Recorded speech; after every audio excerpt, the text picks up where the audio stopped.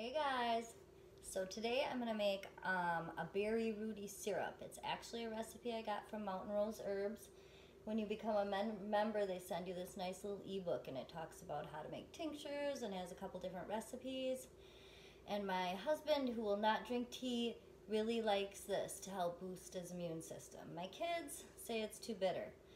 They would rather drink the tea. So we got something for everybody. So this tea has elderberries, schisandra berries, eluthero root, echinacea root, and cinnamon stick in it. And it's actually not a tea. It's something you would take by the spoonful. It's a syrup. So we're going to start out. I'm going to make a double recipe. It calls for 3/4 of a cup of elderberries. So I'm going to go 2 3/4 of a cup because that's easier than having a cup and a half.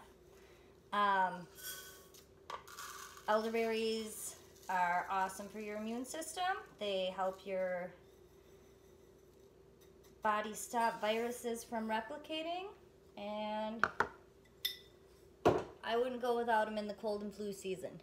Next, we're going to do schisandra berries, which kind of scared me when I made this. I got these for my daughter who was having anxiety issues.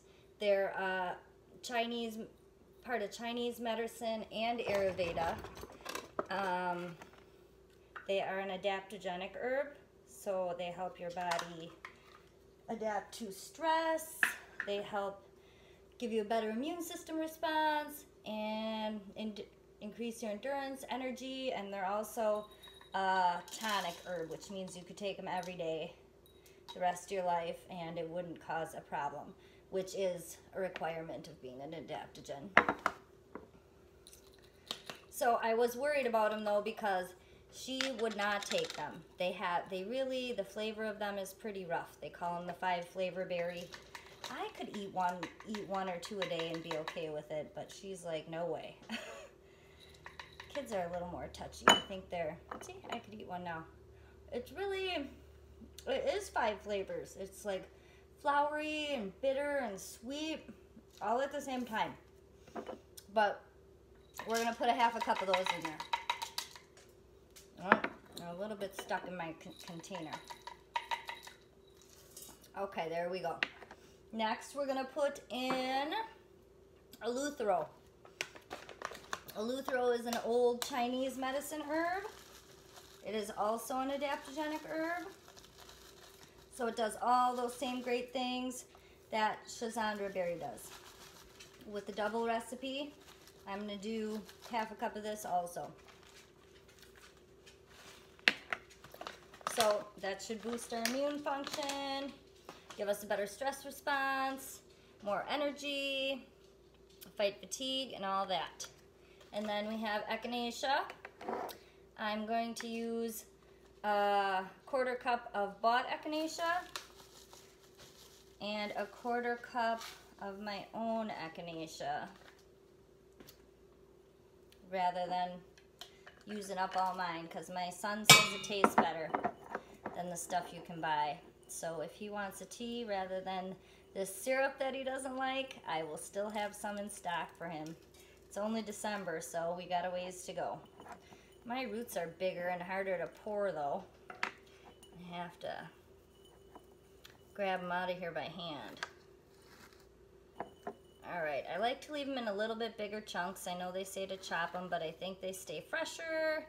And if he's in a big hurry and saying, well, I'm just not sure if I feel that great this morning, Mom, I'll say, well, chew this root on the way to the bus stop.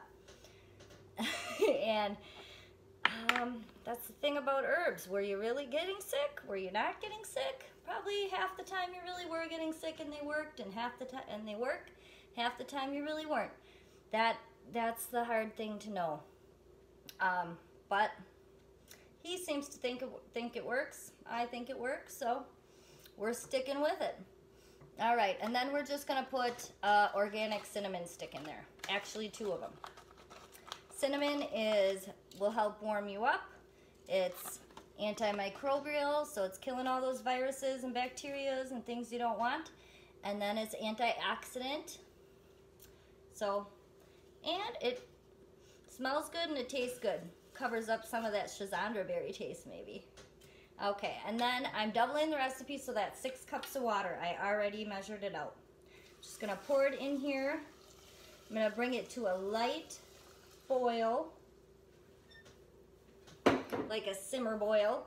Then I'm gonna turn it down and I'm gonna let it simmer for 45 minutes till it's close to reduced by half. And then I'll check back in with you and we'll see what we got. So now I've let it cook down. I probably let it cook down for longer than the original recipe says, because it's twice as much liquid. I feel like it takes longer to get it to the point where it's simmering and letting off steam.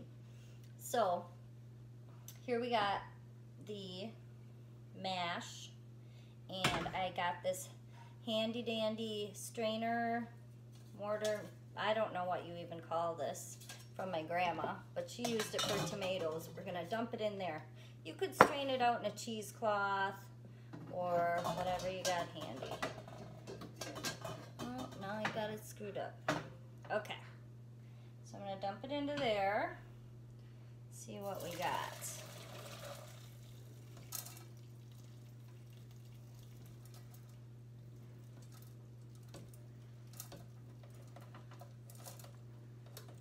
Ooh, that's a lot of goodness there. I'm gonna use this. You know what I'm gonna do? It's so deep that it's actually, this is sitting in the liquid because I got the double recipe, so I'm gonna dump the liquid off into a jar.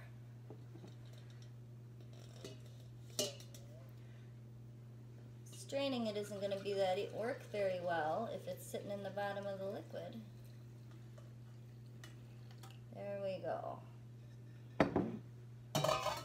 It smells delicious, except my 13-year-old son says no. He says, I hate the smell of elderberries, Mom. Okay, I'm going to grab out these cinnamon sticks because I don't think we're going to get any much out of them, and I think they're gonna wreck my straining. Ooh, that's hot. Okay, so I'm gonna push this all through here, and when I'm done, we're gonna deter from the original recipe and see if we can make it a little bit better. Get every little bit of goodness out of there. I want those berries to be mashed down to the seed, so all the fruit comes through your cheesecloth or whatever you're using to strain it. All right, so now I got everything strained out, and this is what I have to show for it. I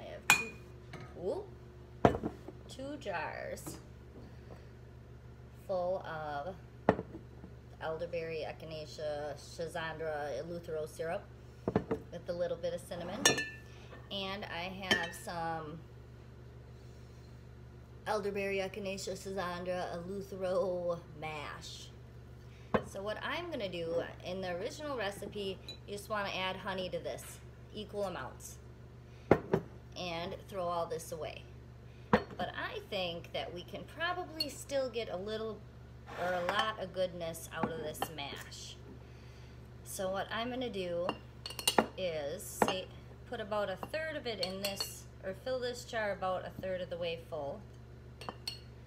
Because I didn't say on the original recipe you also are supposed to then add some brandy. So I got this jar about a third, maybe half of the way full. I'm gonna take my brandy. I'm not being paid by Echinacea. And I want to put a splash in my pan because I'm all about getting every little bit of stuff that I can get. Pour that in there.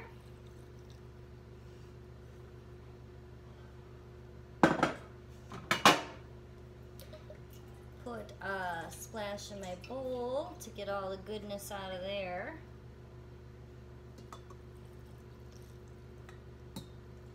And we're gonna fill this up.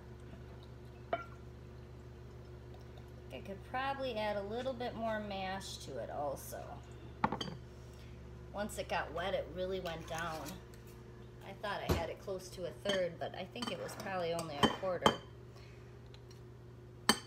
And this should sit for 6 weeks and then be added, but I'm using this for Christmas, so it's only gonna sit a week. But that's okay, because like I said, the original recipe, they didn't have you do this at all. You just throw it away and add the brandy and honey to this.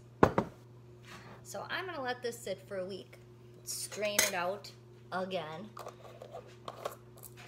And then add it to these 2 jars.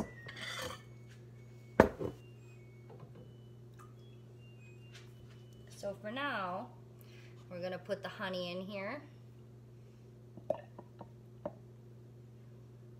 And I'm gonna put about enough that I hope the brandy will fill up the rest of the jar.